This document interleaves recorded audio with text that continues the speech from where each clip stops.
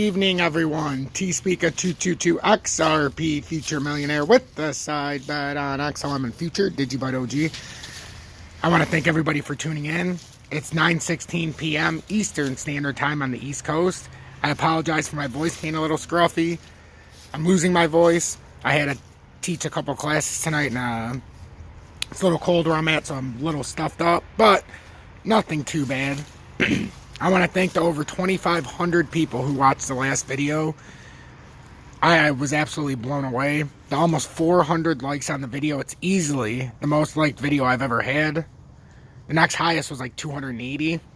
The overwhelming support that I've received, especially since we switched our ways back to our old ways in this community, has been absolutely tremendous. I want to thank all the members of Tom's Army, including the 3 new members today, as we spoke of earlier. I just really appreciate you guys trusting me enough to subscribe to $9.99 a month. Make sure you go into the exclusive members section and the community tab on YouTube to get your exclusive video content. What we're going to go over today is how XRP pumped. It followed our trend perfectly. We even got up into the zone we talked about that it was going to be an issue, and we failed so far. But before we get into this chart, I really do want to read something because everybody talks about the lawsuit to me. And this is something that I've been talking about, and I find it very, very interesting because this is what I believe, and I've believed ever since I came on YouTube. Well, I never put any stock into the lawsuit as of yet. So Ripple string of wins analyze XRP lawsuit to drag on until spring 2022. And this came out today at 10:31 p.m. UTC. I don't even know what the hell that time zone is.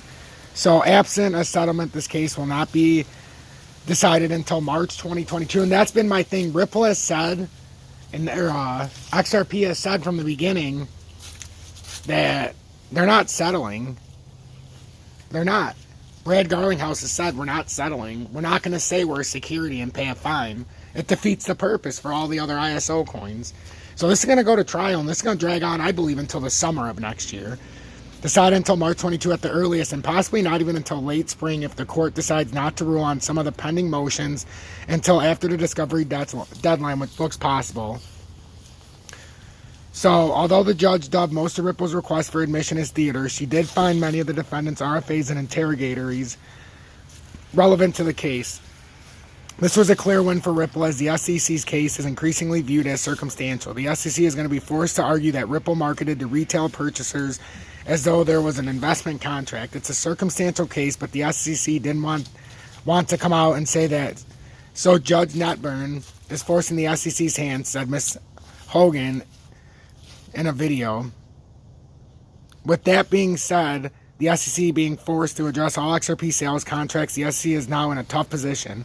It either has to admit there is nothing in writing that forms an investment contract and therefore admit that the case is circumstantial, or it can go through each and every contract and try and find something in the contract that somehow ties Ripple to people who bought XRP on Coinbase last year.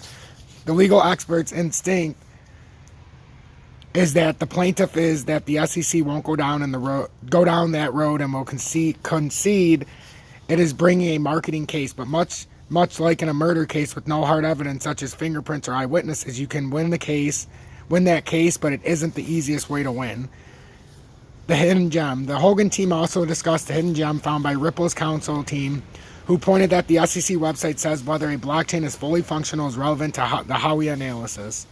That is something the SEC has been trying to deny this entire litigation, as the agency has even bent over backwards to say Hinman's 2018 speech on Ethereum not being a security is not an official SEC position. Larson moves to compel the SEC to contend whether the XRP ledger was not fully functional before the start of the ongoing securities offering alleged in the complaint. Defendants counter that the SEC's own public-facing website states that whether a digital asset is not fully functional at the time of the offer or sale is relevant in a Howey analysis. The court agrees that the interrogatory seeks relevant information, the judge wrote. The court ordered the parties to meet and confer the definition of fully functional to facilitate. So the court ruling proves that the judge thinks that it is relevant no matter what the SEC says, and it is going to take that into account. That is good news, really good news. So SEC versus Ripple won't be decided until March 2022 at the earliest.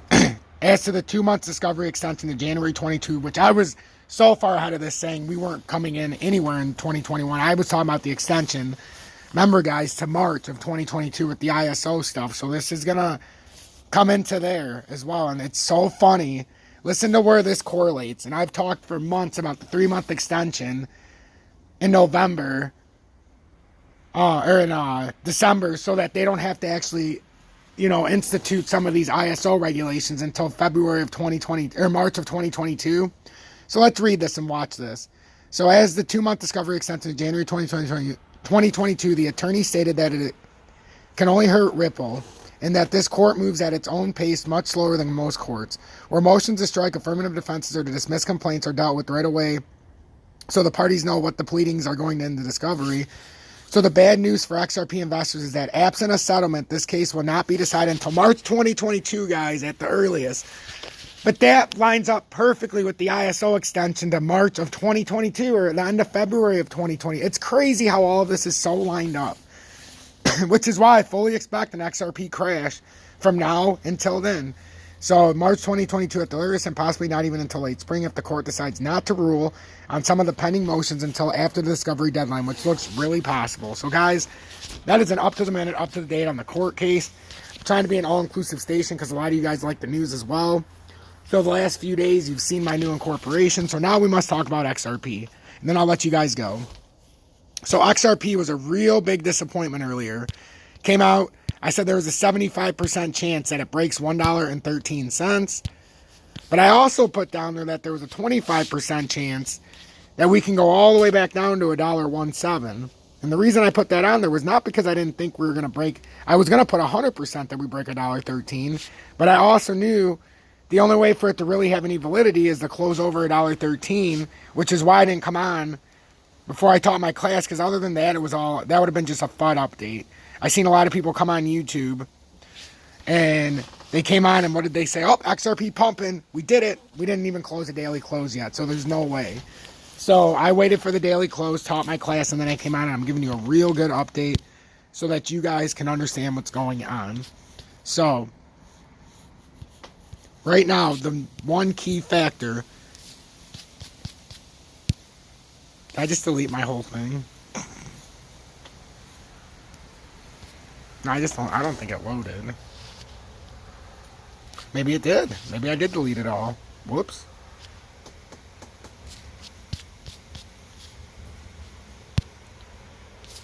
Oh, that sucks. I deleted my whole chart.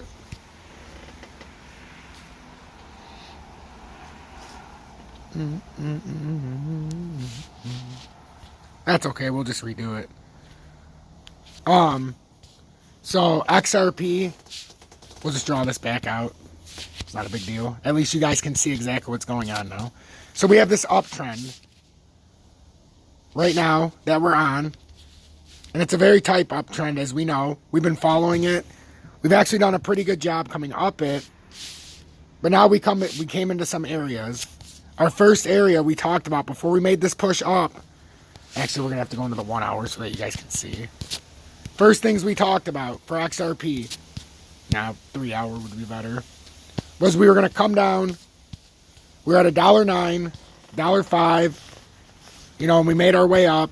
And we talked about the first thing we're going to have to do is get past here, that $1.13, which we did. We got past the $1.13. After a retracement, we got past. Then we talked about the $1.16 resistance.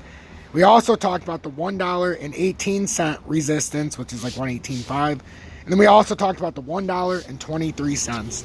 We managed to break the $1.13. We got rejected by $1.16.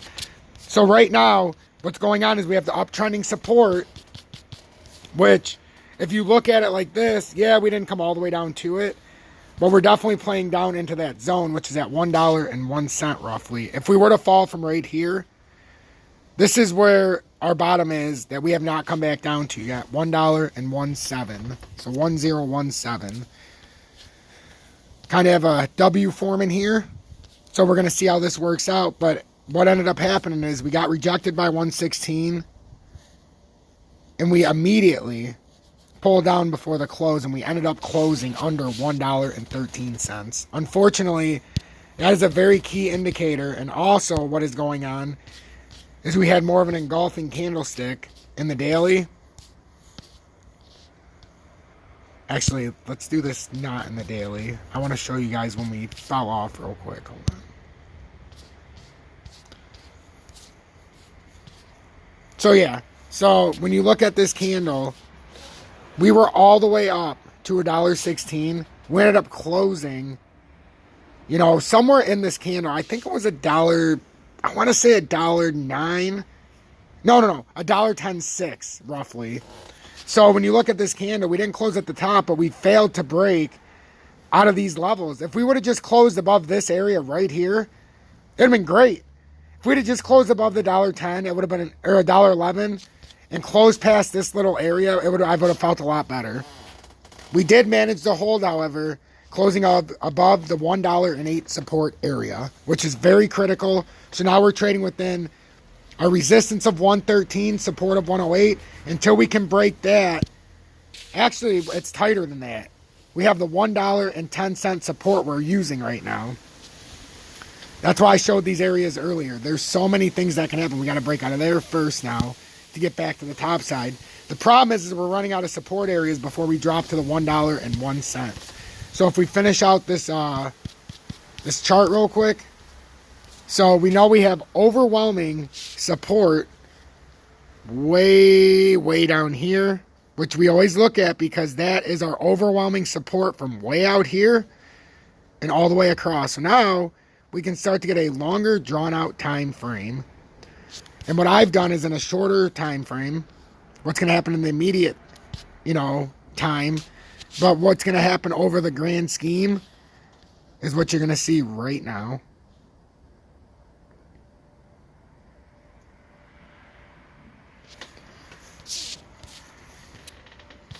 Ah, crap. Let me just put this out. And I'm using that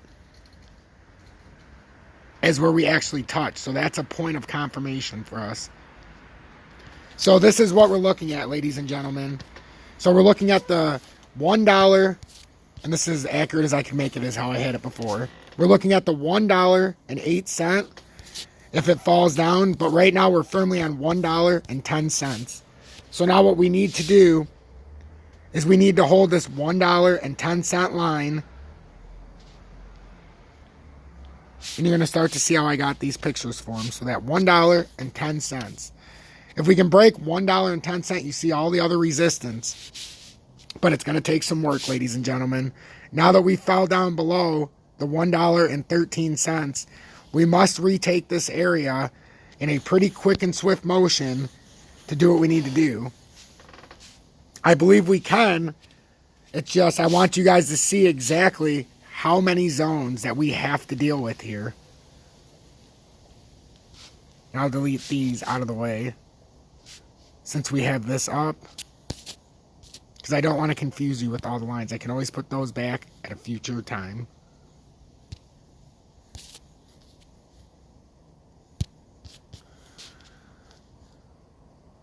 Because this is very important. And if you want, you have every right to take a picture, to do what you need to do, to understand what is going on in front of you. And I'm going to make this even easier for you guys. We also had what looks to be an uptrend that was starting.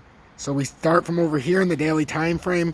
We don't need to come all the way up to the wicks. We can just come up to where the candle came back through.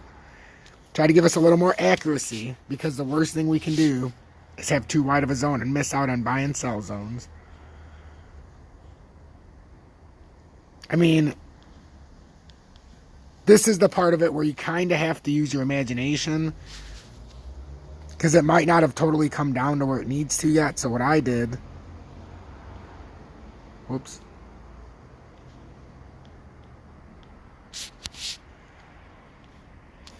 Hold on one sec.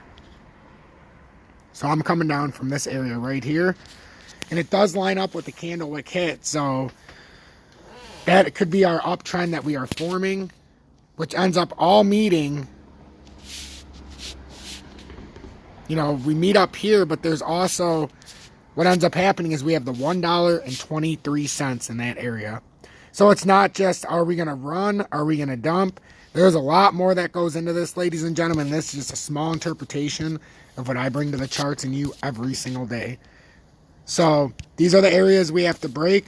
So the immediate area is the $1.10 support. If we break $1.10, we go down to $1.08, followed by $1.1017. If we break that, we come all the way down to 93 cents likely, and then 85 cents. If we hit support and we break $1.13, we can now make a run at $1.16. If we break the support at $1.16, we have support or resistance at $1.18. We get top side of $1.18. We can work between $1.18 and the support at $1.23. Break $1.23 and use that as support. We've got $1.30 and $1.70 as resistance. So there's a lot going on. Stay tuned. I hope this update helps. I know there's a lot of stuff going on, but when we break it down in a smaller time frame, it's much easier to understand.